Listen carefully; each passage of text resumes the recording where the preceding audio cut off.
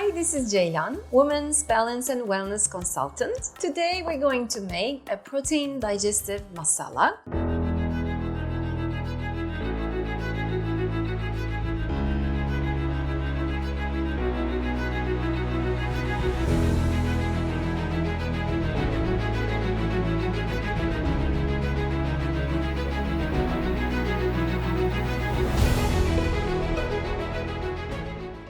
The masala is a spice mix, and this is the one which helps to metabolize and digest the proteins like lentils, beans, khichdi, tofu, cheese, or if you are not vegetarian, maybe some meats. All of these hard to digest proteins can be easily digested with this spice mix. This is a recipe from my teacher Divya Alter from her book called Joy of Balance. She's my teacher from the Ayurvedic chef training, and she learned this from Vaidya Mishra, which is one of the Ayurvedic gurus of the modern time. He created this recipe for the easy metabolism of the proteins. It's quite simple, you will see. Let's go through them.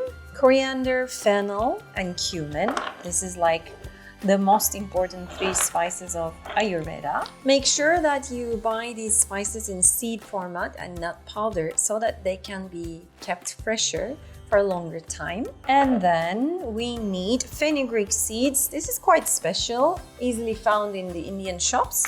You can replace it with nigella seeds. And then we need turmeric, curcuma, and we need cardamom seeds. It's not the green pods, it's the black ones inside. And today I'm going to use already grounded cardamom seeds. For ease, you can do the same for cardamom. And then for cinnamon, you can have the powder format or you can have the cinnamon sticks like this.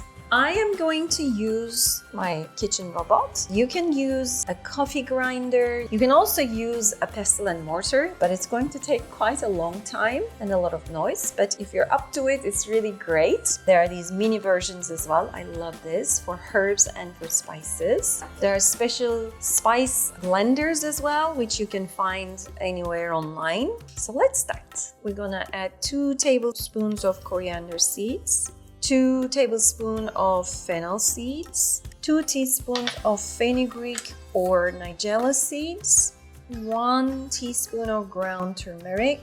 Make sure you use organic turmeric. It's very important to have a good source. And then 1 teaspoon of cardamom seeds, which I'm kind of going with the quick way of using the powder.